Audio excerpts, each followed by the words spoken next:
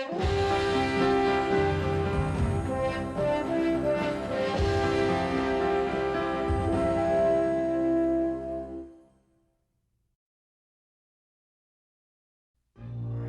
November 22, 1963, all of Dallas, Texas was abuzz over the visit of President John F. Kennedy and his wife Jackie.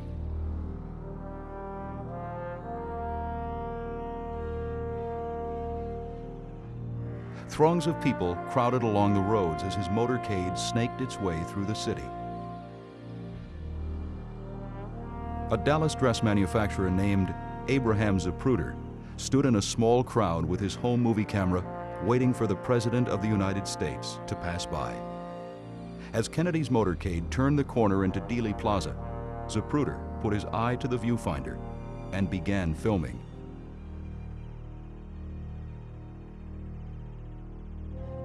This unassuming man, using an ordinary camera, captured a seminal moment in the history of America. Indeed, in the entire history of the 20th century. In March of 1997, at the National Archives II in College Park, Maryland, a replication of this moment in history began. For 5 days, photographers painstakingly reshot the film frame by frame, from Zapruder's camera original to 4x5 transparencies. This reproduction is the first time a copy of the film has been made from the original since the day of Kennedy's assassination. It appears as though something has happened in the motorcade route. Something, I repeat, has happened in the motorcade route. Parkland Hospital, there has been a shooting. Parkland Hospital has been advised to stand by for a severe gunshot wound. On the morning of November 22, 1963, Abraham Zapruder went to his place of business, Jennifer Junior's of Dallas, quartered in the Daltex building. The building stands on the northeast side of Dealey Plaza, directly across the street from the Texas School Book Depository. Kennedy's motorcade would pass by the building and through Dealey Plaza on its way to a luncheon at the Dallas Trade Mart. Zapruder owned a Bell & Howell Model 414 PD home movie camera that was considered double 8mm format. The original 8mm technology is called double 8. And what it really amounts to is an amateur's camera is designed to take a roll of film, a spool of film, that's 25 to 30 or 33 feet in length and is 16 millimeters wide. The camera person would load the film in the camera, expose those first 25 feet, but they'd only expose one edge of it, one 8mm width down that 16mm piece of film. After exposing the first run of it, the spool, which is the film which is now on the take-up spool, is reversed, put up on the supply side. The empty spool then goes on the bottom, the camera is rethreaded, and the other side is then exposed. The film then would go to a processor who would process it, develop it, or print it, whatever is appropriate, on equipment that's designed for 16mm wide film. 16mm is a standard audiovisual medium. Ultimately, then the film is split into two 8mm widths. The two 8mm pieces are then spliced end to end, and what started out life as a 33-foot piece of 16mm wide film ends up as something like 50 or 60 or 66 feet of 8mm wide film. On the morning of November 22nd, Zapruder decided not to take the camera with him to work. Marilyn Sitzman, one of his assistants, recalls what happened. He didn't bring his camera. So his assistant, Lillian, and I persuaded him to go get his camera, that he needed to take these pictures for his grandsons and for his children and etc. And we knew he really wanted to take the pictures anyway. Zapruder accompanied a group of workers from the dress factory to Dealey Plaza to watch as the Kennedys passed. And we're talking about, well, where can he stand? Because by this time there was quite a few people gathering. And we'd go look at this place, and we'd go look at that place, and we went over that concrete paraquat was, and we decided that would be the best place, because I said you can get up here and you'll be above everybody. No matter how many people are down here, you won't have anybody blocking your view. He had vertigo, though. If he got up there, he'd get dizzy. So he said, you'll have to stand behind me and hold on to me. I said, it's no problem at all.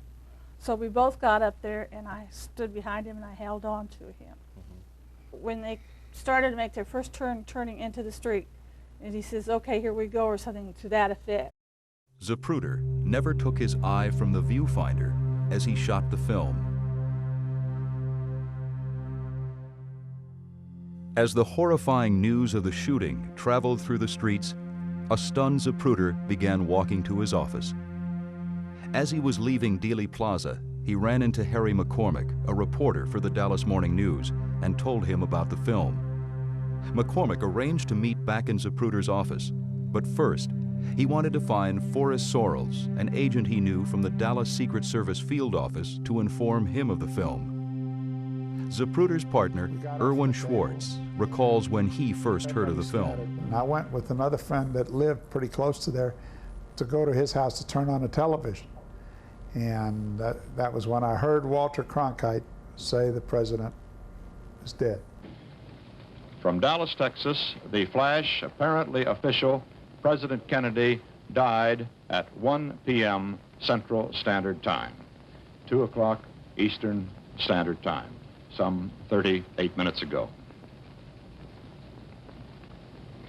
And I picked up the phone and I called the office. And I hear screaming and turmoil. And I said to the girl, I said, "Mildred, what's going on?" She said, "Oh, Mr. Schwartz, the police are here with shotguns." I said, "What are you talking about?" And she said, "Oh, Mr. Z has the films and they want the films, and he told me to put it in the safe." I said, "Are they in the safe?" And she said, "Yes, sir." I said, "Lock it." "Where's Mr. Z?" She says, "He's in his office crying." And she went and got him, and he picked up the phone and he said, Erwin, it was terrible. I saw his head come off." I say, "I'll be right there." When McCormick arrived at Zapruder's office with Secret Service agent Sorrells, the men accompanied Zapruder and his partner to have the film processed. So I went and opened the safe and I got the camera. The film was still in the camera. And we took it downstairs, and he told the uniforms, the two uniformed cops, "You have a car?" And they said, "Yes, sir." And he said, "Let's go." McCormick believed the film could be developed at the Dallas Morning News, so the men went there. Finding no motion picture processing at the newspaper, they walked next door to the paper's television station, WFAA. Hearing of the eyewitness in their studios, producers at the station put Zapruder on the air and interviewed him on live TV. A gentleman just walked in our studio that I am meeting for the first time, as well as you. This is WFAA TV in Dallas, Texas. May I have your name, please, sir? My name is Abraham Zapruder. Mr. Zapruder? Zapruder, yes, sir. Zapruder. And would you tell us your story, please, sir? I got out and, about a half hour earlier and get into a good spot to shoot some pictures. And I found a spot, one of these concrete blocks that I have down near that park near the underpass. And I got on top there. There was another girl from my office. She was right behind me. And as I was shooting, as the president was coming down from Houston Street making his turn, it was about halfway down there, I heard a shot. And he slumped to the side like this. Then I heard another shot or two. I couldn't say what it was, one or two. And I saw his head practically open up, all blood and everything. And I kept on shooting. That's about all. I'm just sick again. I think that pretty well expresses the entire feelings of the whole world. Terrible. You have the film in your camera. We'll try Yes, to I brought it on the studio now. We'll try to get that processed and have it as soon as possible. In the meantime, McCormick discovered that only Kodak could develop the film. He made arrangements with their processing plant in Dallas to do it. When the men arrived at Kodak, Sorrells received a phone call and was ordered to return to downtown Dallas.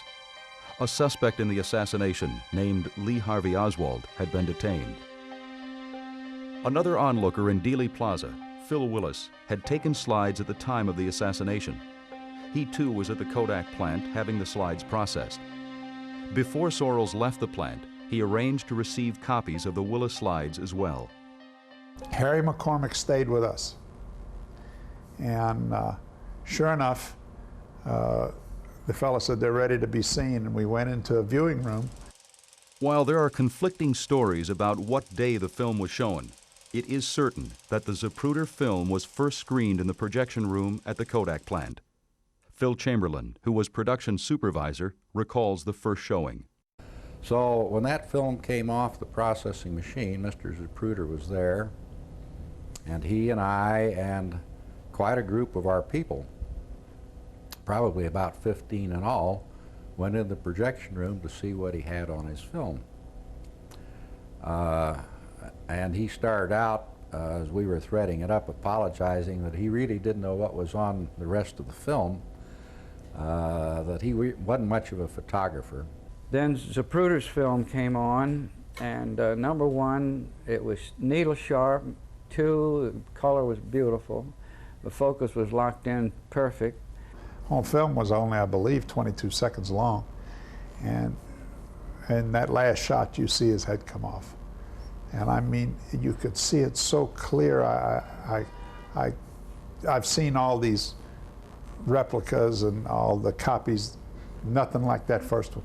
All during the sequence of pictures of the movies, there's not a sound except the projector. And when the projector was turned off, it had to have been 3, 4, or 5 seconds like this, nothing, when one voice said, "My God."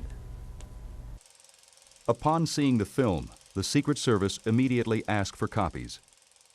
The Kodak man said, "You'll have to take it to Jameson." I'd never even heard of Jameson. He told us where it was. I think he called him, but I'm not sure.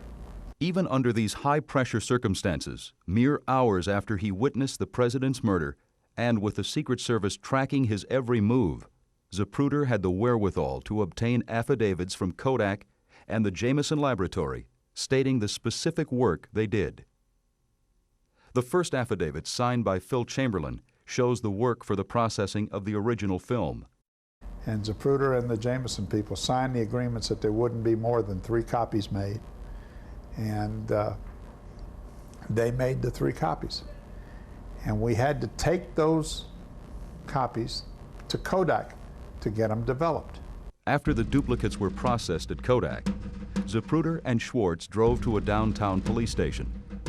On Friday evening, November 22nd, Zapruder gave 2 of the 3 copies of his film to the Secret Service.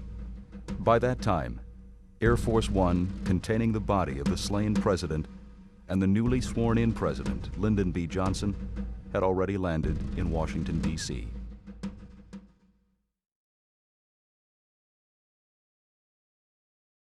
Once the news community heard of the Zapruder film, they clamored for the rights to it.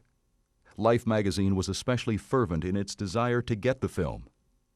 Richard Stolley, the Pacific Coast editor for Life, flew into Dallas the afternoon of the assassination. In an interview before a live audience, Stolley recalls his weekend in Dallas. And I went into the Adolphus Hotel to set up an office.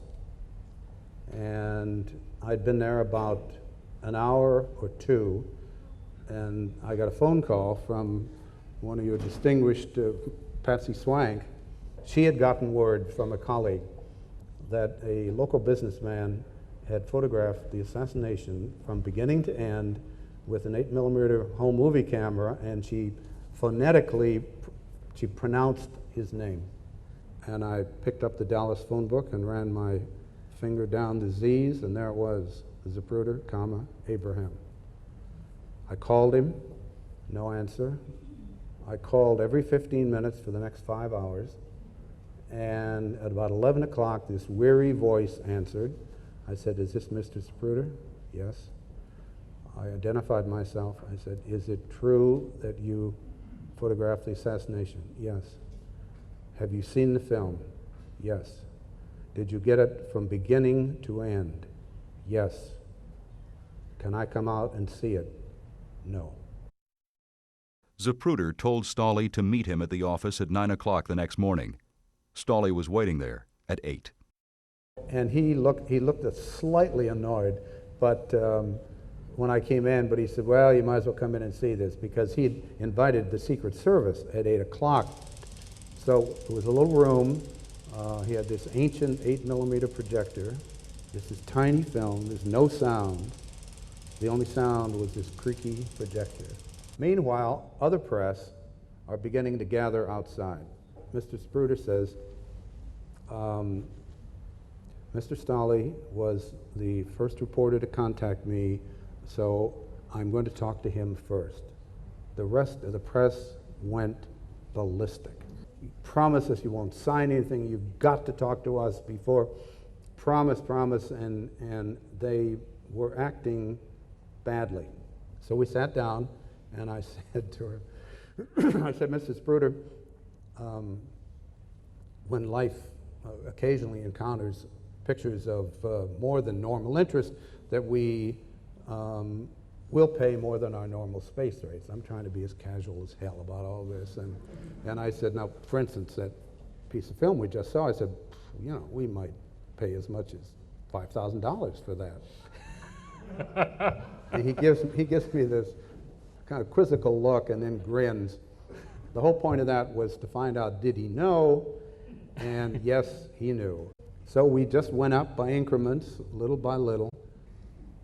I got to $50,000, and I said, Mr. Zapruder, this is truly as high as I can go without calling New York for authorization to go higher. He looked at me for a few minutes, or a few seconds, and said, let's do it. By noon on Saturday, less than 24 hours after the assassination, Life magazine had bought the print rights from Zapruder for 2 payments of $25,000. Stolle received the camera original and the last copy of the film. To avoid other reporters clamoring to buy the rights, Stolle left through a back exit. By Saturday evening, the 23rd of November, Zapruder's film was at Life's printing plant in Chicago. We carried the film to Chicago because the editorial site had moved to Chicago, which is where we printed the magazine then, and they were holding the magazine open. We threw out 300,000 covers. They stopped. As soon as we heard of the assassination, they stopped printing the magazine, threw all but a few stories out in the back, threw the cover out, and then we began putting together. Part of it was the history, part of it was the reaction around the world, and the current story was what was happening in Washington and down here. So this film went up to an editor in Chicago, and they printed, a dozen or more frames in black and white. They couldn't do it in color at that point. While the original film was in Chicago, a copy was sent to New York. Sometime on Sunday, the publisher of Life magazine, C.D. Jackson, saw the 26-second film. Jackson decided the American public was not ready for such graphic images of the president's death and instructed Stolle to buy the motion picture rights to the film as well. I called him on Sunday evening and I said I'd like to come back and see him about getting the additional rights. I have to say he seemed relieved. On Monday morning, Stolle met with Zapruder and his attorney, Sam Passman. We sat there. It couldn't have taken more than 15 minutes. I knew, again, where I could go. It was another $100,000.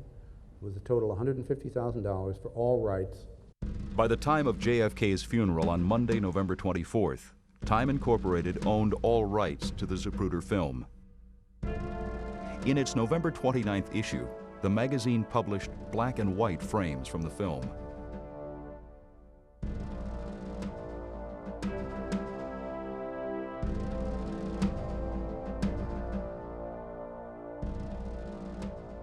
In the following issue, color frames were published.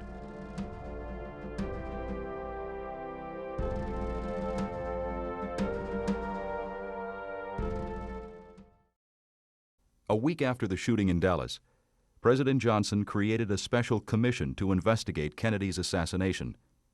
Known as the Warren Commission, after Commission Chairman Chief Justice Earl Warren, the group of former and then government officials were to oversee the investigation and give their stamp of approval to the conclusions. During the investigation, the Zapruder film was examined closely by the commission staff, but the print they used was a second-generation copy made by the FBI from one of the Secret Service copies. Some of the investigators wanted to look at a better copy and requested that the original film be borrowed from Time Incorporated. A representative from Life's photographic lab brought the film to Washington and projected it a few times for the investigators. 35mm slides were made of some of the frames.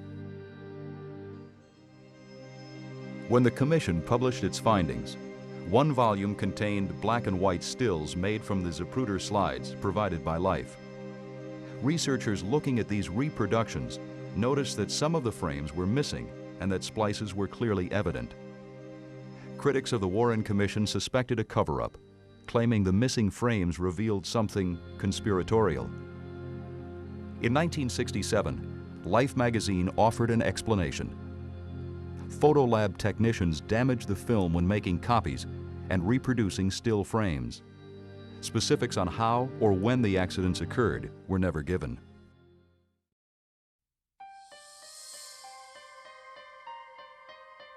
In 1969, New Orleans District Attorney Jim Garrison indicted a local businessman, Clay Shaw, for conspiracy to kill President Kennedy.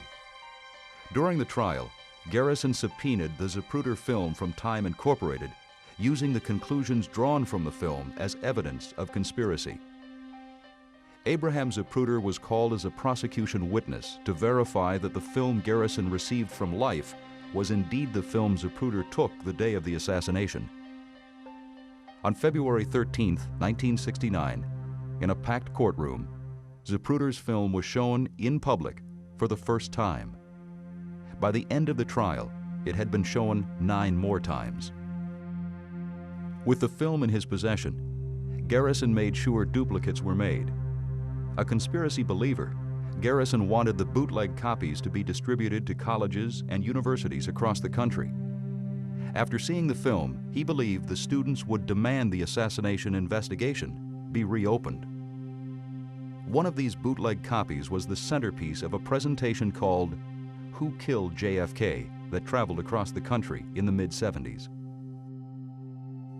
Zapruder never saw the widespread public reaction to his film. He died in Dallas on August 30th, 1970, of cancer. On March 6, 1975, the Zapruder film was broadcast for the first time on television on an ABC talk show called Good Night America, hosted by Geraldo Rivera. The guests that evening were comedian and human rights activist Dick Gregory and photography expert Robert Groden. It's become very chic among television producers to put a disclaimer at the head of any film. The film you're about to see might be shocking, it might be horrifying, you might not want your kids to watch it. And I think the unfortunate net effect of that is to make more people watch it. Well, I'm telling you right straight out that if you are at all sensitive, if you're at all queasy, then don't watch this film. Just put on the late night movie because this is very heavy. It's the film shot by the Dallas dress manufacturer Abraham Zapruder, and it's the execution of President Kennedy. And Bob and Dick, would you please narrate what we're seeing as we show this film? This is commercial footage leading into Dealey Plaza. This is the car on Main Street. So this film was taken by actual newsmen. This was spliced together with the Abraham Zapruder film? Yes. All right, so this is the beginning of the motorcade. Okay, what you're seeing now is in slow motion so that you can grasp what is happening. This is a film taken by Marie Muchmore that leads into the Zapruder film. It's for time continuity. The president is waving to the crowd here. And Jacqueline Kennedy, of course, is sitting alongside him in the open car. Right. This is from Orville Nix's film. This is originally 8mm footage, and they're heading now toward Elm Street. They're on Houston Street now. They're going to make a left-hand turn. It's on the corner where they're going to make the turn there that the book depository was. Now, this is the Zapruder film. Okay, so the cars are coming along now into Dealey Plaza? Yes, these are the lead motorcycles of the motorcade. All right, now with the President and Mrs. Kennedy is also Governor Connolly. Right. Now, before he goes behind the sign, the President is waving to the crowd. When he comes out from behind the sign, he is shot, then Governor Connolly is shot. He's already been hit? He's already been hit. And now? And at the bottom of the screen, the headshot. That's the shot that blew off his head. It's the most horrifying thing I've ever seen in the movies. Now, the Warren Commission said that all of the shots were fired from behind by Lee Harvey Oswald, a lone assassin, firing at the president. And as you could see, clearly, the head is thrown violently backwards, completely consistent with a shot from the front, right. Now, this is an extreme blow-up of just the president from the film. All right. Coming out behind the sign, he's shot. He's hit from He's hit here. From the front, too. From the front. Now, Jackie doesn't realize what's happened yet. She goes to his aid. And now? The Zapruder film, at the time of this unauthorized screening, was still owned by Time Incorporated. The film broadcast that evening belonged to Grodin, who claimed it was made from the original film, but gave vague explanations on how he obtained the copy. That's the most upsetting thing I've ever seen. We'll talk about it in a minute. As the public interest in the Zapruder film and conspiracy theories grew, criticism mounted toward Time Incorporated's perceived suppression of the film. The publisher tried to thwart the criticism by returning it to the Zapruder family. On April 9, 1975, Time Incorporated returned the Zapruder film for $1 to the LMH company, consisting of Zapruder's wife, Lillian, and his two children, Myrna and Henry. In June of '78, the Zapruder family themselves contacted the archives and asked if we would agree to put the original film into courtesy storage for them so that it could have proper environmental conditions and temperature and humidity control. And we agreed, and a simple receipt was drawn up in 1978, and the film was brought to us and has been here ever since.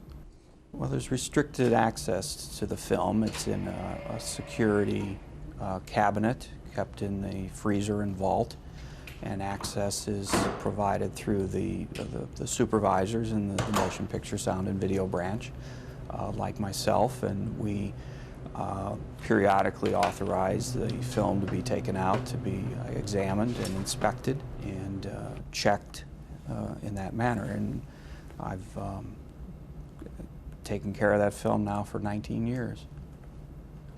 The public's accessibility to the original is strictly limited, however. If somebody wanted to view the original film, they would need to contact LMH Company for permission.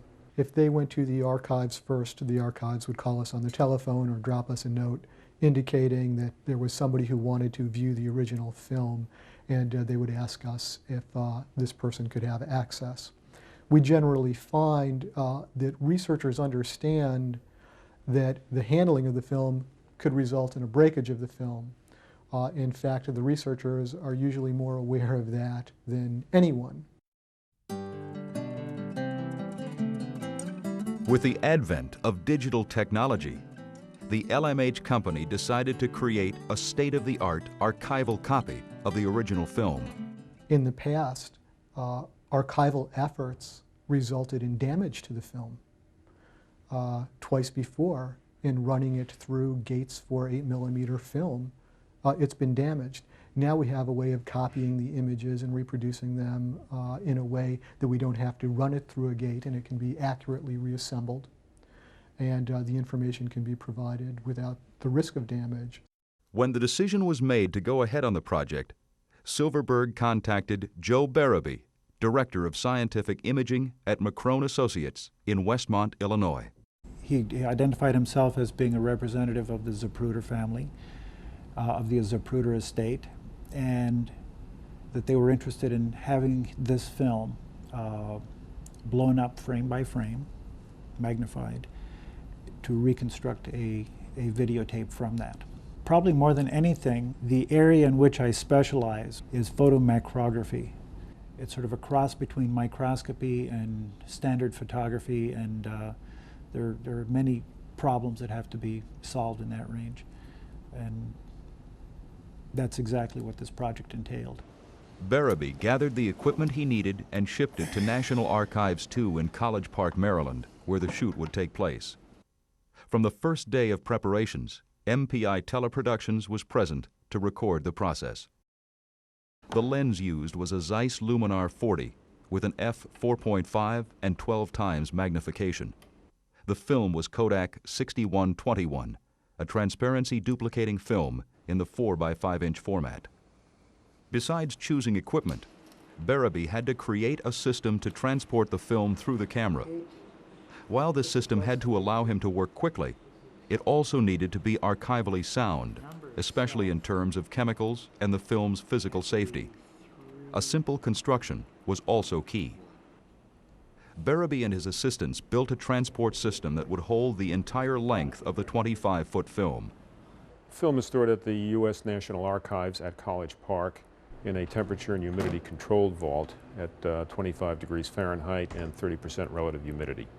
The process for taking the film out is to move it from that 25-degree environment into a 50-degree environment for about 24 hours so that the film can warm up a bit, not be brittle, and if there's going to be any condensation, that condensation will be on the outside of the film can that the film is stored in, or the plastic bag in which the film is actually placed. Polyester sleeves held the film in place and protected it as it moved toward the camera. Beneath the camera, the sleeve would be removed and the photograph taken. Final calibrations of the camera setup were necessary before the shooting could begin. When you have approximately 500 photographs, individual photographs, you want a high degree of consistency from one photograph to the next. So any variable that you can eliminate, that you can get under control, you want to. So we used film of all one emulsion number. We used one bulb throughout, which was of concern because this is a large number of photographs to make with one bulb. So we had 3 bulbs tested. Exposure had to be absolutely consistent, and color balance had to be absolutely consistent. I used a photographic timer, which would give me very precise timing of the exposure. Each frame of the film was enlarged and reproduced on the 4x5 format, and the entire frame of the film was reproduced from film edge to film edge, including all information between the sprocket holes. The film frame is fairly standard. It's sort of 4 units wide and 3 units high. It's kind of a rectangle. But it was not uncommon for 8mm cameras, and perhaps some 16mm cameras, to shoot some additional image between the perforations, between the sprocket holes. I think there have been instances where there's been a question as to what's between sprocket holes, what the sprocket hole information is, or there's a need to examine a break in the film or something like that. One of the reasons for doing what we've done in making the reproductions of each of the frames in a 4x5 format is to reproduce the sprocket hole information and to reproduce the break information so that that can be analyzed by anybody who needs to look at it. In processing, the same care had to be taken with the exposed transparencies. At the beginning of the project, when they first came into town with their camera and their enlarger head, it was necessary for us to balance their film to our processor. So the first thing we did was run a series of tests to balance the enlarger to our machine. Once the photography began at the archives, the exposed film came quickly to the processing plant. As the film comes in, it goes straight back and straight onto the machine. The quantity of film has been so great that it's really been a non-stop process. Once the film is dry, after it has gone through the chemical process, it is then pulled out of the machine and unclipped from the rack that it has gone through it on. As the film comes off, it is inspected for defects or flaws, problems that they may have had within the shoot itself for dust or for curl of the film. From there, it is able to be sorted depending on the frame number and sleeved within individual sleeves and put into a binder. At that point, it then goes back to the archives for inspection by the people who shot it. With the processing finished, the set of the Zapruder film's still frames was complete in transparency format. Then, using state-of-the-art digital technology, those still frames were returned to a motion picture format. We had to take what would be the equivalent of someone taking a regular still camera and being able to shoot it at 18 frames a second and put that back together into an image sequence. The first step in the reanimation process was to scan the individual transparencies into the computer. We scan in each image individually, and we have an image sequence of approximately 480 frames that we have to put back into a sequence so that it moves again. We scan these at much higher resolution, up to 1500 dots per inch resolution, so that we could blow up the footage and have enough image on the outside of the area to motion track everything. Once all the transparencies had been scanned, each of the individual pictures were registered to one another. That is, the images were lined up perfectly using the sprocket holes and frame edges as reference points. Registration is essential for seamless motion when the frames are animated back into a moving sequence. Well, once we stabilized all the footage and made sure everything registered very well, then we took another pass, a finer registration or a motion stabilization pass that stabilized the original camera jitter to get rid of any motion that may have been an artifact of handheld cameras. We're able to go inside the actual image and look for areas of contrast to stabilize the picture within that environment. Using the digital tools available today, the technicians brought out as many details as possible from the original optical print. The camera goes through many different angles, and there are different levels of exposure that the camera wasn't able to correct, and there were some dark areas towards the end where we were able to get more out of the film, and to ramp those levels up and down as the camera passed through the sequence, which I think looks a lot better than the original footage, and it was non-destructive. Most of the dust and scratches on the original film were removed.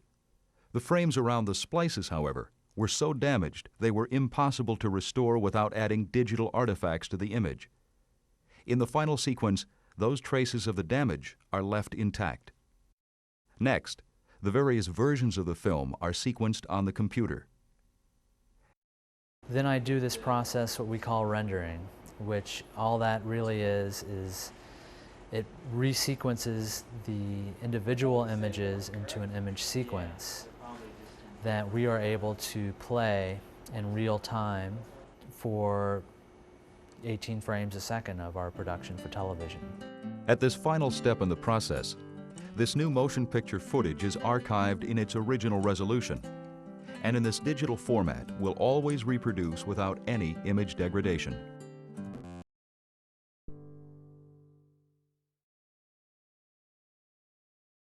This is the first of the digital versions and is shown without the images between the sprocket holes.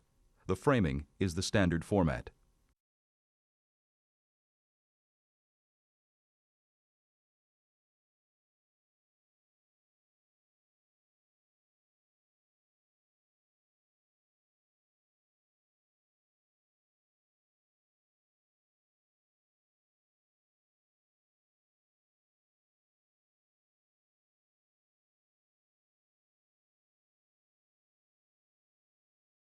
This is a replay of the standard format version, this time in slow motion.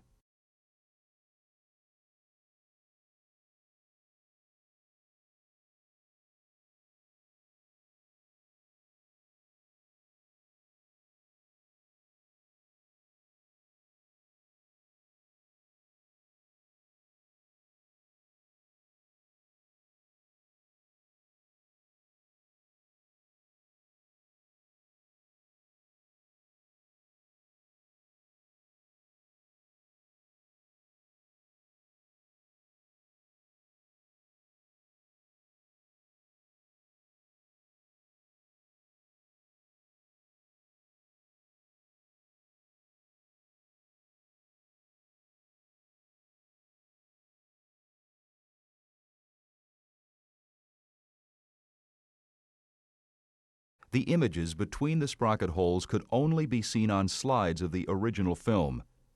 This is the first time that those images can be seen as part of a motion sequence. Zapruder frame numbers are also displayed for research purposes.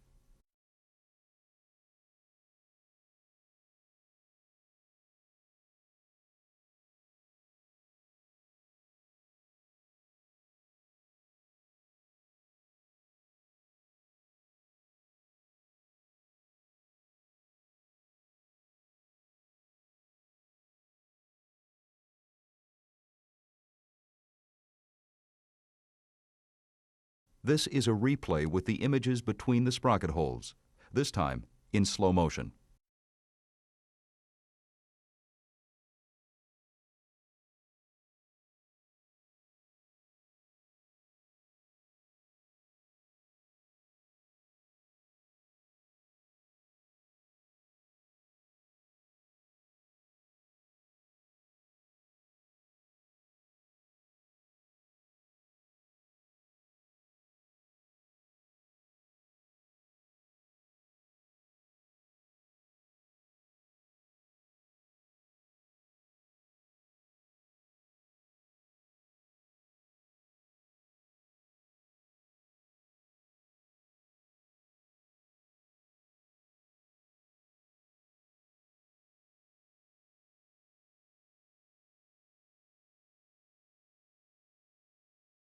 This version tracks the limousine and maintains President Kennedy and Governor Connally at center frame.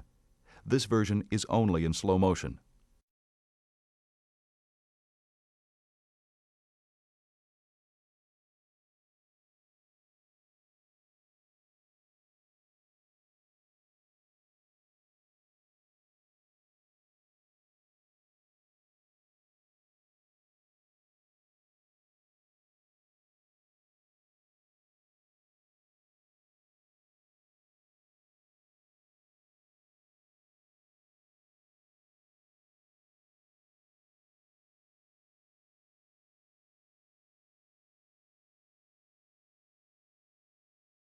This version zooms in on the image as much as possible without causing deterioration. President Kennedy is kept at center frame. This is only in slow motion.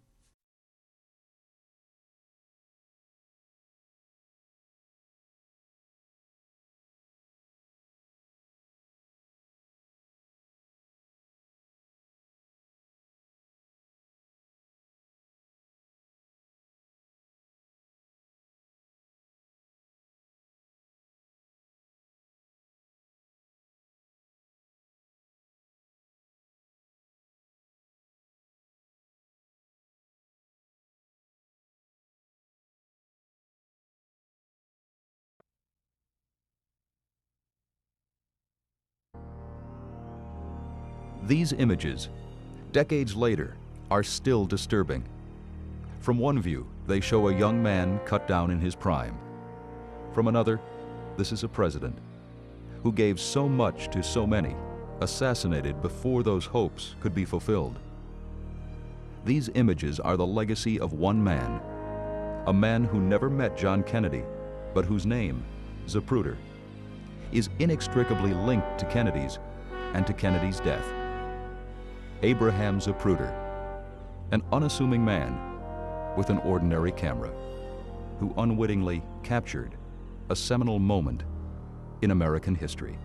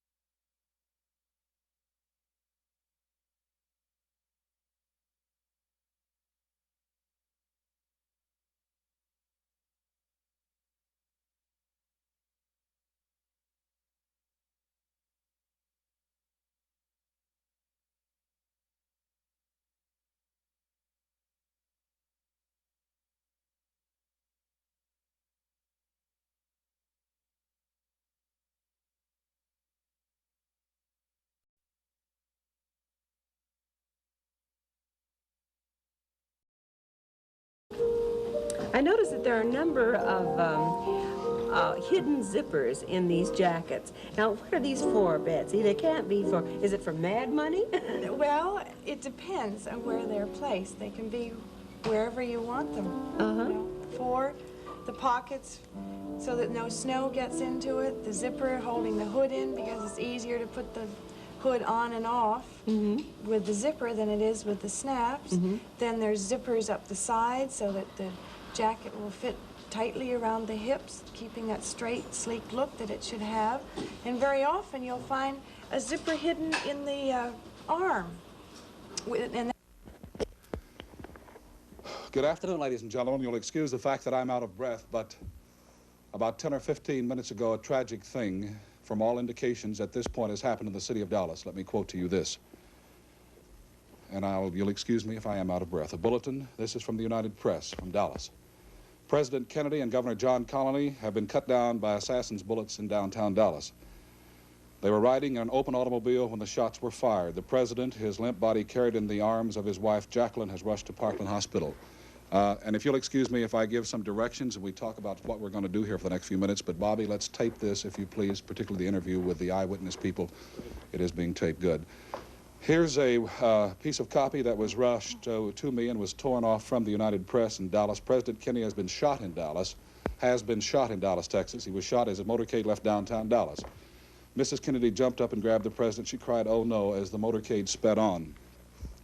An Associated Press photographer, James Algens, 8LTGENS, reports he saw blood on the president's head. The AP man said he heard 2 shots but thought someone was shooting fireworks until he saw the blood on the president. He also said he saw no one with a gun. A gentleman just walked in our studio that I am meeting for the first time as well as you. This is WFAA-TV in Dallas, Texas. May I have your name, please, sir? My name is Abraham Zapruder. Mr. Zapruder? Zapruder, yes, sir. Zapruder. And would you tell us your story, please, sir? I got out and about a half hour earlier and getting a good spot to shoot some pictures. And I found a spot, one of these concrete blocks that I have down near that park near the underpass. And I got on top there was another girl from my office. She was right behind me. And as I was shooting, as the president was coming down from Houston Street making his turn, it was about halfway down there, I heard a shot. And he slumped to the side like this. Then I heard another shot or 2. I couldn't say what it was, 1 or 2. And I saw his head practically open up, all blood and everything. And I kept on shooting. That's about all. I'm just sick. I can't. I think that pretty well expresses the entire feelings of the whole world. You have the film in your camera. We'll try yes, I brought it on the studio now. We'll try to get that processed and have it as soon as possible. Right now, we have videotape.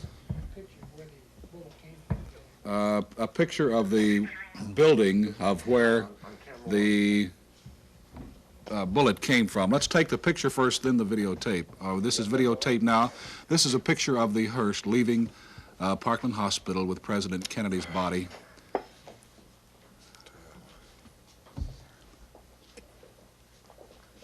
As I understand it, the body is being taken to one of the funeral homes here in Dallas.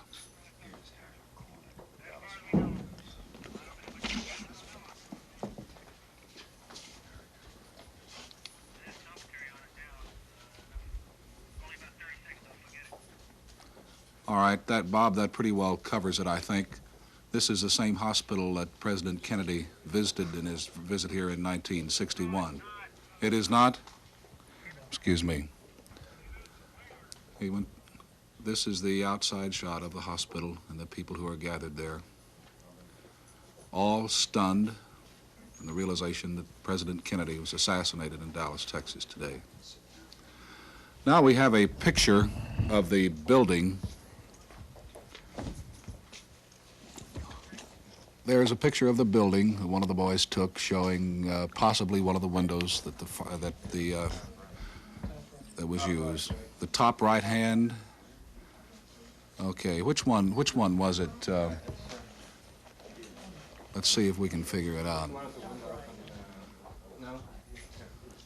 There it is. There is a picture of the window where the gun was allegedly fired from that killed President Kennedy today. Excuse me, go ahead, sir. I must have been the line of fire where I see now the picture where it was. I was right on that concrete block, as I said.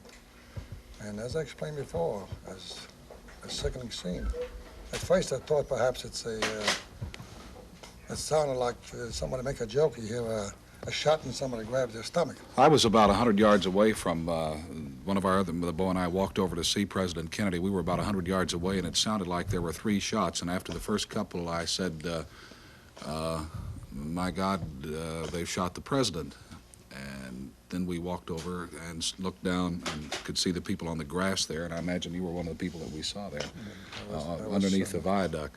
This happened this afternoon about, what time, 12:35, the president died. Something like it. The president died at 1 o'clock. They sounded like, at first they sounded like firecrackers, and somebody next to us said they're shooting off fireworks, but then we realized, it didn't take but a minute to realize that they were loud reports, and for those of you who are familiar with hearing a rifle shot, it was a recognizable sound.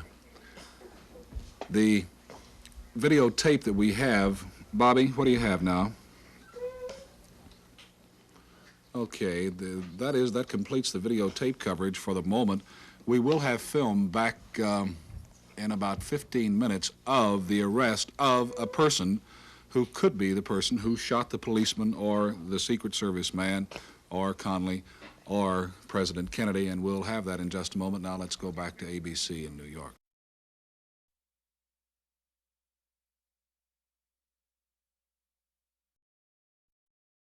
And I went into the Adolphus Hotel to set up an office.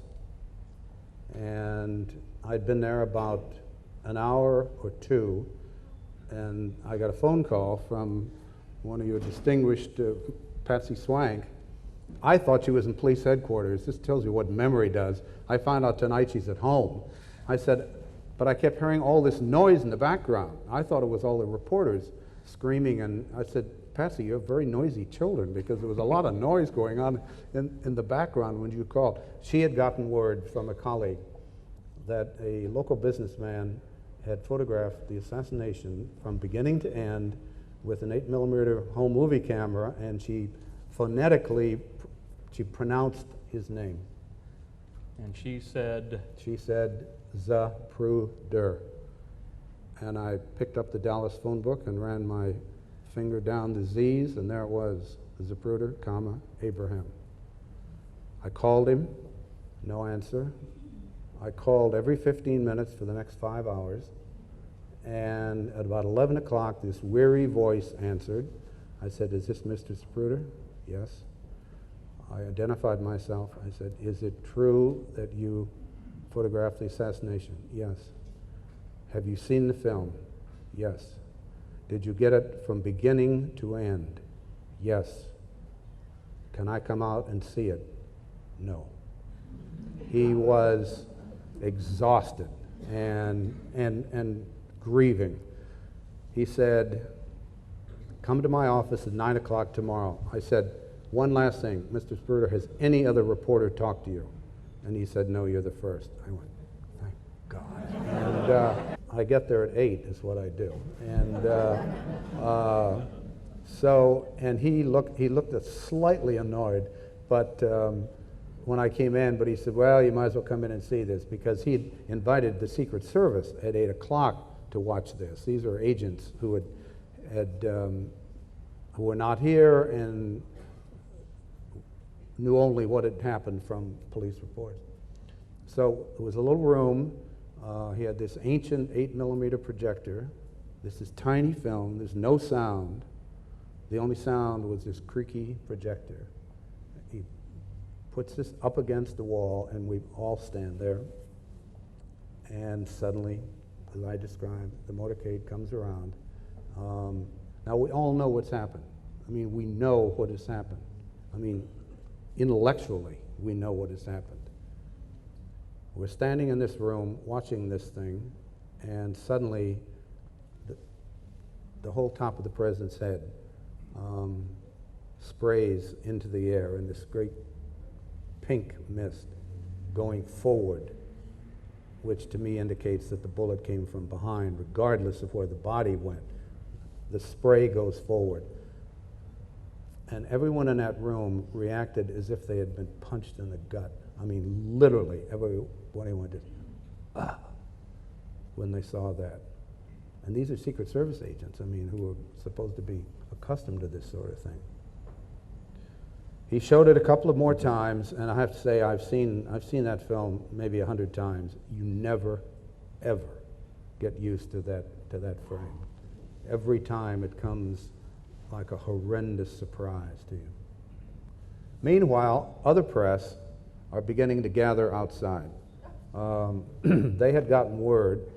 Well, they show up, and they're banging on the door, and so Mr. Zapruder shows the Sardinian Post, AP, newsreel, Movietone News. Interestingly, no television at this point. Wow. No television. Television newscasts had only recently gone to half hour. They'd been 15 minutes for years. And so Zapruder showed them the film. I wanted to distance myself from them at that point as much as I could. So I went in and began talking to Mr. Zapruder's secretary, a woman named Lillian Rogers. Well, it turned out that Lillian Rogers was from a small town in Illinois, not very far away from the small town in Illinois where I grew up. I thought soulmates. And so we chatted, and Zapruder finally came over, and he said, I see you made friends of Lillian. And I had no idea what was going on. I mean, as it turned out, what I was doing then, what I did the night before, and that morning was, his partner says, was absolutely crucial in why I got the film and somebody else did.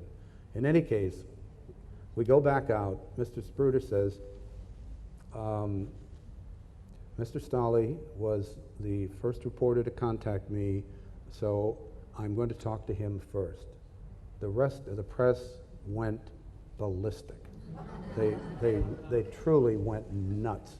And they began shouting to him, promise us you won't sign anything, you've got to talk to us before, promise, promise, and they were acting badly. Another key, interestingly.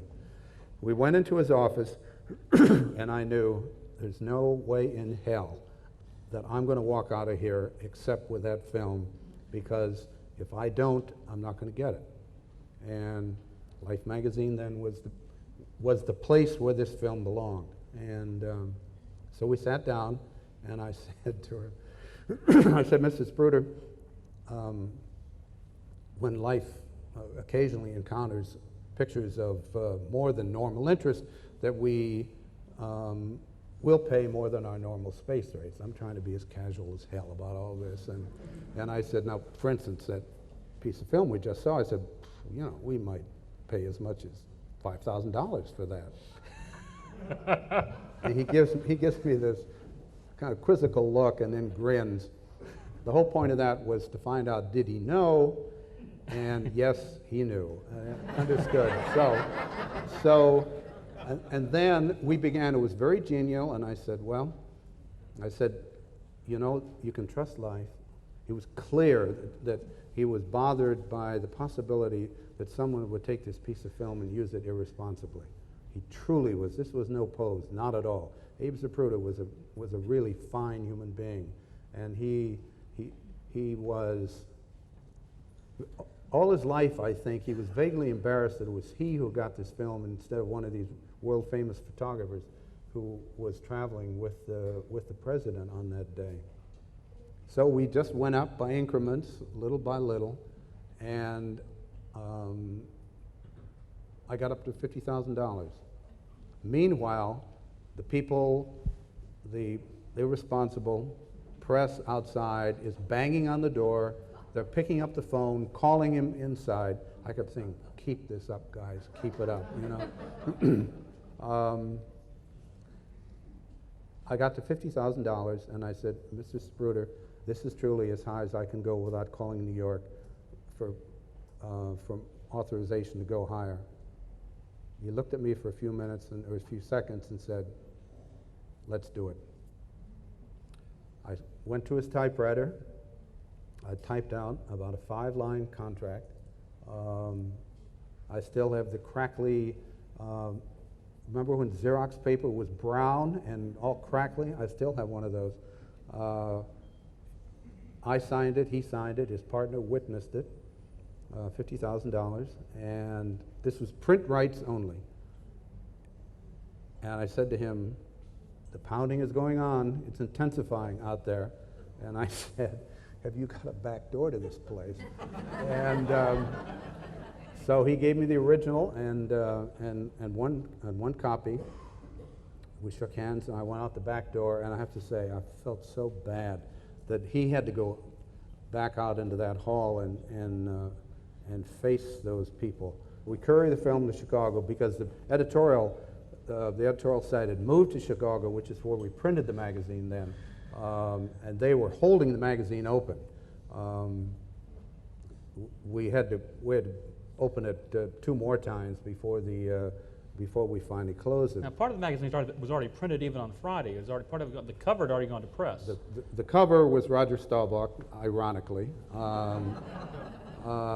We threw out 300,000 covers. They stopped as soon as we heard of the assassination. They stopped printing the magazine, threw all but a few stories out in the back, threw the cover out, and then we began putting together. Part of it was the history, part of it was the reaction around the world, and the current story was what was happening in Washington and down here. And they were putting that together, moved to Chicago because they saved time with being printed there. And so this film went up to an editor in Chicago, and they printed a dozen or more frames in black and white. They couldn't do it in color at that point.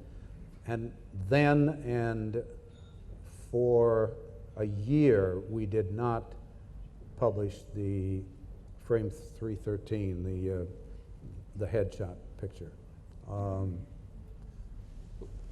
We thought we'd close the issue, and then of course Sunday there was another killing. We'd open up the magazine again, but we finally got that issue out. It finally was distributed on Monday afternoon. The copy of the film that went to New York was then seen by Time and corporate executives, not only editors, but people on the corporate side. They were so stunned by the film, they decided they wanted to buy all rights. Mr. Zapruder had sort of gone into seclusion on Sunday, and on Monday he said he was going to consider television motion picture rights. There was a somewhat more leisurely approach to news back then. I called him on Sunday evening and I said I'd like to come back and see him about getting the additional rights. I have to say he seemed relieved, because he'd gone to his lawyer. It wasn't his lawyer, it was the firm. His lawyer was out of town. It was a local lawyer named Sam Passman, and a lot of you may know Sam. Sam was then representing him, and he was collecting all of the interest on the part of television. So we made arrangements for me to go in there on Monday morning. I went in with Sam Passman and Mr. Zapruder. We sat there. It couldn't have taken more than 15 minutes. I knew, again, where I could go. It was another $100,000. It was a total of $150,000 for all rights. And then Sam Passman did a very smart thing. He began to talk about the impact on Dallas once the news got out that a man named Abraham Zapruder had sold to Life magazine pictures of the assassination. Sam said, "Abe, we know there is an anti-Semitic problem in this city at this time. We've seen it demonstrated over the last few months." He said, "This is not going to go down well." And he said, "I think we ought to try to figure out what we can do. And suddenly Sam said, Abe, I think you ought to take the first year's installments, it was $25,000 a year, and donate it to the Tippett family. Abe said, what a terrific idea, Sam. Done. And it was done. That was publicized. He asked us not to reveal the figure, which I did not do until 10 years later. But the $25,000 was known, and that gave rise in speculation in some of the press that we had paid $25,000 and he had turned over the entire payment to the Tippett family. Not Abe Zapruder. He was too good a businessman for that.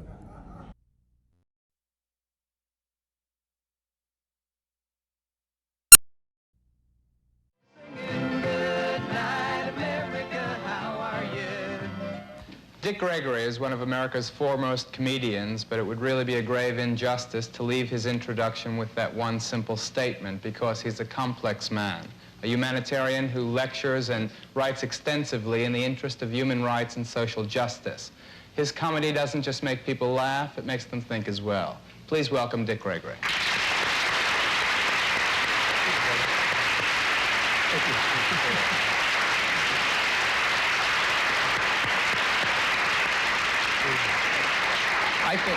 I think of myself as being a person with a pretty high energy level, but nothing compared to you. I mean, how many concert gigs did you do? How many appearances at colleges did you do last year? I make about 310 every 10 months. Oh, man. How do you find the energy, the strength to do it? It's incredible. You must live half your life in an airplane. Half my life in an airplane, but I don't eat. You know, when I eat, I find out my energy. That's logical. How did you get involved in this, in the circumstances concerning and surrounding the death of President Kennedy? Well, I've been involved with it since the first day, accidentally. I was at home, and when the news came over the wire that President Kennedy had been shot, I thought that had we had radio and the communication system when Abraham Lincoln was shot, how valuable would tapes be? 1963 of Lincoln. So I put on all my radios, all my televisions, and started taping. About 4 hours into taping, I started hearing the same people being interviewed again, and what they said the first time had changed. And the only common denominator was that they had talked to the Secret Service. And from that point on, I was a little suspicious of what was happening.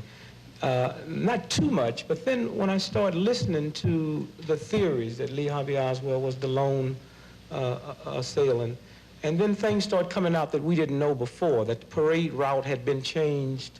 And then when you find out that Lee Harvey Oswald, the day that President Kennedy made the announcement he was going to Dallas, and right after that, he got a job at the book depository. Now, if the parade route wasn't planning on going that way, then he had set himself up in the wrong location, or he knew something.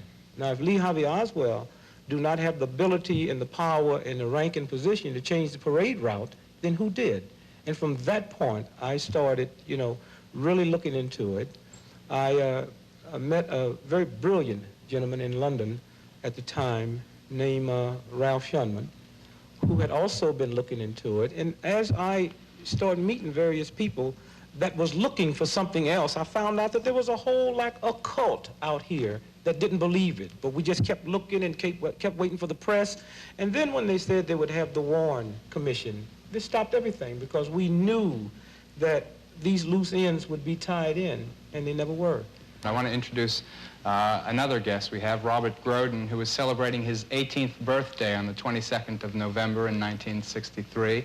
He was profoundly touched by the president's death, and he desperately wanted to understand how it could have happened. For 2 years, he, like most Americans, believed in the official version, the Warren Commission version of what happened, but the day he first saw that 8mm Zapruder film, that amateur film that was made, that was the day he stopped believing. Robert, welcome, and I wish you could set up the Zapruder film a bit for us, and we'll get right into it. Okay. Abraham Zapruder was a Dallas dress manufacturer, and it was pure accident that he brought the camera with him that day. He almost didn't. And he was looking for a good vantage point, and he picked a point on Elm Street in Dealey Plaza in downtown Dallas. As the motorcade passed in front of him, he got what is frame for frame the most valuable historical document of all time.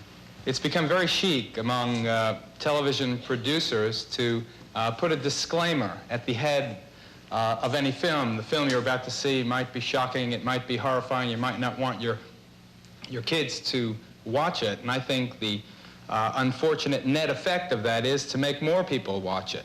Well, I'm telling you right straight out that if you are at all sensitive, if you're at all queasy, then don't watch this film. Just put on the late night movie because this is very heavy. It's the film shot by the Dallas dress manufacturer Abraham Zapruder, and it's the execution of President Kennedy. And Bob and Dick, would you please narrate what we're seeing as we show this film? This is commercial footage leading into Dealey Plaza. This is the car on Main Street. So this film was taken by actual newsmen. This was spliced together with the Abraham Zapruder film? Yes. All right, so this is the beginning of the motorcade. Okay, what you're seeing now is in slow motion so that you can grasp what is happening. This is a film taken by Marie Muchmore that leads into the Zapruder film. It's for time continuity. The president is waving to the crowd here. And Jacqueline Kennedy, of course, is sitting alongside him in the open car. Right. This is from Orville Nix's film. This is originally 8mm footage. And they're heading now toward Elm Street. They're on Houston Street now. They're going to make a left-hand turn. It's on the corner where they're going to make the turn there that the book depository was. Now, this is the Zapruder film. Okay, so the cars are coming along now into Dealey Plaza? Yes, these are the lead motorcycles of the motorcade. All right, now with the President and Mrs. Kennedy is also Governor Connolly. Right. Now, before he goes behind the sign, the President is waving to the crowd. When he comes out from behind the sign, he is shot, then Governor Connolly is shot. He's already been hit. He's already been hit. And now? And at the bottom of the screen, the headshot. That's the shot that blew off his head. It's the most horrifying thing I've ever seen in the movies. Now, the Warren Commission said that all of the shots were fired from behind by Lee Harvey Oswald, a lone assassin, firing at the president. And as you can see, clearly, the head is thrown violently backwards, completely consistent with a shot from the front, right. Now, this is an extreme blow-up of just the president from the film. All right. Coming out behind the sign, he's shot. He's hit from He's hit here. From the front, too. From the front. Now, Jackie doesn't realize what's happened yet. She goes to his aid. And now? He's hit again, the violent backward motion. Totally consistent with 80% of the witnesses, which said the shot came from the grassy knoll in front and to the right. It's interesting to note how many people is running towards where most folks thought the shots came from. The head goes backwards in the next film from the other side of the street. Oh, God, that's awful. That's the most upsetting thing I've ever seen. We'll talk about it in a minute.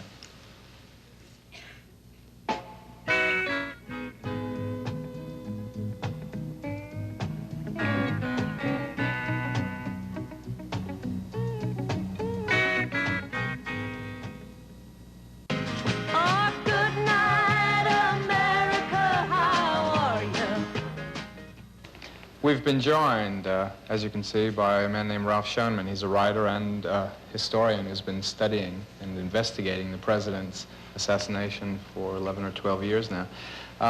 Ralph, I wish you could start by giving us the Warren Commission version, the official version, the version that so far has been written into the history books about what happened, and then tell us your reasons for feeling that that was not the way it really happened. Well, Geraldo, as you know, the official view is that Lee Harvey Oswald is the lone assassin and fired all the fatal shots from behind. The film that you've just seen is the irrefutable answer to that fiction. But beyond that, the actual testimony and the exhibits of the Warren Commission are at one-to-one contradiction to the official report. And that concerns all of the principals, Jack Ruby, all of the people that they interrogate. Indeed, what we find is that the common theme uniting the people in Watergate and in the Bay of Pigs operation and in Dallas, the execution of John Kennedy, is counterintelligence, the Central Intelligence Agency. The CIA. CIA. All right, now I'm going to play the role of the devil's advocate here and say that we've heard all these conspiracy theories before. Be specific if you have an allegation to make and you have documentation to back it up. For instance, Lee Harvey Oswald is generally known to have been a communist, slightly or massively, as it turns out, I guess, deranged. Do you have evidence saying that he wasn't a communist? Lee Harvey Oswald was an agent of the Central Intelligence Agency. Prove it. He had been at Sugi Air Force Base in the Marines with high security clearance. Indeed, there is a Secret Service report, which the Warren Report chooses not to discuss, Secret Service Report number 767, which refers to Alan Sweat, Chief Criminal Division of the Sheriff's Office in Dallas, who discusses the FBI number of Lee Harvey Oswald, S172, and the document makes reference to a Central Intelligence Agency number for Oswald, number 110669. Now, leaving aside the matter of the authenticity of the information in the Secret Service report, what's important is that the Warren Report chooses to ignore all of the relevant evidence concerning the CIA role of Oswald. There are 51 documents pertaining to CIA intelligence and Lee Harvey Oswald, which are consigned to the National Archives, not to be opened for 75 years as of the killing of John Kennedy. The very least that must be demanded by any investigating body, and certainly the Rockefeller Commission, which is supposed to be investigating the domestic role of CIA, is to subpoena and demand those documents to be shown to the American people. Jack Ruby is the restaurateur who killed Lee Harvey Oswald on national television. Right. He said, according to the summation of the Warren Commission, that he acted solely because of grief, that this great man, John Kennedy, had been assassinated, and he sought to take revenge. That's a very good example of how the Warren Report has totally fabricated the truth. The actual statements of Jack Ruby bear no relation to the Warren Report's summation of them. In Volume 5 of the very exhibits and documents of the Warren Commission, we find the verbatim testimony of Jack Ruby. And in that testimony, he states that he can't tell the truth in Dallas. He wants to be taken to Washington. He says, "You'll never see me alive if you don't get me out of Dallas." He says that to... Yes, he says that to Chief Justice Earl Warren and to Gerald Ford and Leon Jaworski, who were present at the time. They were on the Warren Commission. Ford was a member of the Warren Commission, and Leon Jaworski was one of its counsels. Now, in this discussion, Ruby at one point states, you could say that Lee Harvey Oswald didn't shoot John Kennedy. Jack Ruby did. He says, "You'll never see me alive again if you don't get me to Dallas." That's verbatim This testimony? is from the testimony, pages, it starts pages 181, goes to 212, volume 5.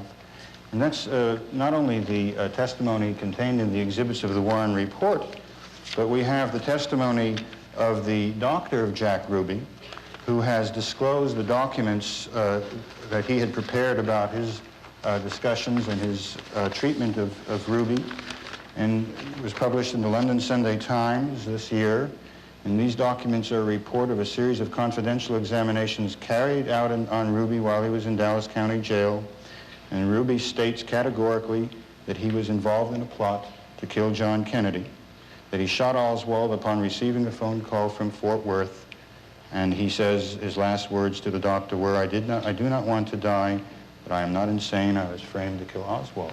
Now, Ruby, according again to official history, contracted a cold while in prison, and approximately 24 hours later he died. Of lung cancer. Of lung cancer, right.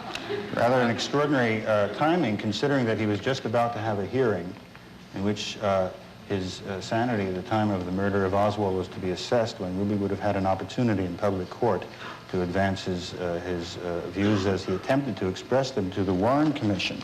Your basic point is that the CIA is the common denominator linking all these people together. Well, that's not a question of my point. That's what the FBI reports and the commission documents and exhibits show. Have you told this to anyone in an official power position? For starters, I told this to Charles Olson, an investigator for the Rockefeller Commission. The commission investigating the CIA? Yes. The official commission from which we do not expect great things, but we do intend to embarrass them with the facts and, of course, to present this data both to congressional committees and across the United States to college audiences and to the public as best we can.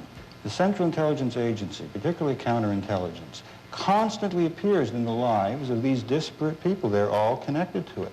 For example, when James Angleton resigned as head of counterintelligence on Christmas Day, he made the rather extraordinary statement quoted in the New York Times on December 25th.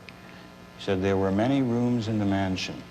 I wasn't privy to who struck John." Well, I think we ought to know who he thinks was privy to who struck John.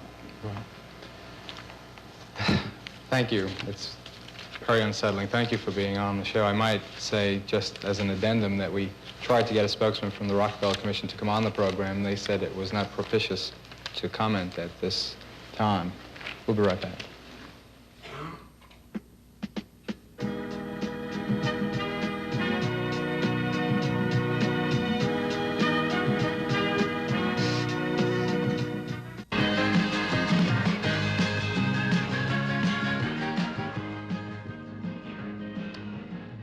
Yeah. Aren't you frightened sometimes that someone's going to try and hurt you? No, I tell you, I have a wife and 10 kids, and if something happened to all of us, America is bigger than we are.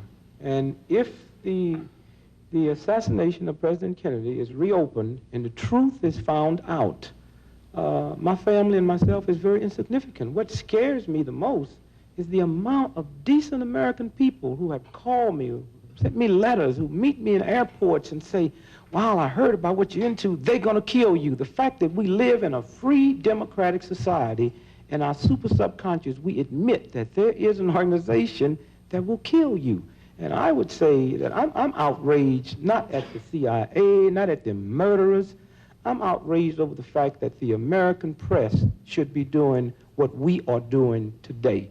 There are thousands of researchers that have as much, if not more, than what you heard us say. We were just fortunate enough to wiggle it through and slip it to the American people. And I would like to see the American press, even the press that say everything we have is not true, to come out and do the research and let the American people know, was it a trick, was it a conspiracy, and let's open up the Warren report. Let's talk about a new investigation for the 200th anniversary of America. And if we don't, I think this country's going to be in a lot of trouble. Well, I think I agree with you. When I had finished reading through the recent news stories on the renewed interest in the assassination of President Kennedy, because there is real renewed interest, my first response was to ask if there was any new evidence that either a conspiracy existed or, more generally, that Lee Harvey Oswald wasn't acting alone on that November day in 1963 when President Kennedy was killed and the New Frontier was closed. My reaction now, after listening to Dick and to Bob and to Ralph and seeing that incredible and very horrifying film, is to ask what's wrong with the old evidence. The official explanation of the Warren Commission that Oswald was acting alone is just so difficult to reconcile with the evidence that exists today. Now, if you can remember back and be honest to when all these theories about conspiracies first came out in the mid-60s, then we treated the researchers and the people doing this investigation as kind of paranoid kooks. I mean, let's be honest, that's the way it was. But now we've all lived through the Pentagon Papers, Watergate, dirty tricks, and even the allegations, and I stress the point that they're only allegations, that the CIA and the FBI, institutions that are so solid in American history and the fabric of American society, have engaged in illegal operations against American citizens. Well, because of all that, I think that most people are now more willing to listen to opposing points of view. I think one thing is certain.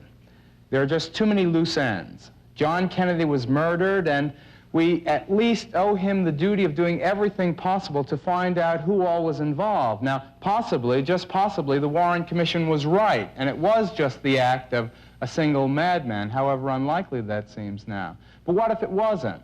With the perspective of more than 11 years of history between then and now, an intensive official investigation could and should be launched, even if there's just one chance in 1,000 or even one chance in 1,000,000 that the assassination was more than we were told it was. That's it for now. Dick, thank you very much for being with us. Thank all of you all for being here and for watching. I want to thank Raquel and all the guests that we've had tonight. The next edition of Good Night America is on the 27th of March. Until then, peace and good night, America.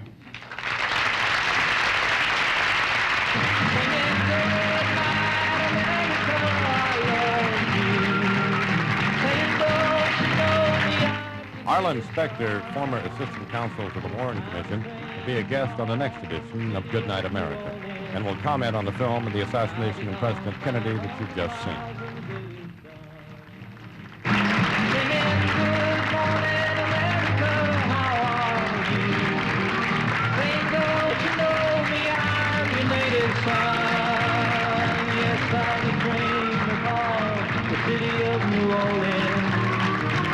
I'll be gone 500 miles when the day is done.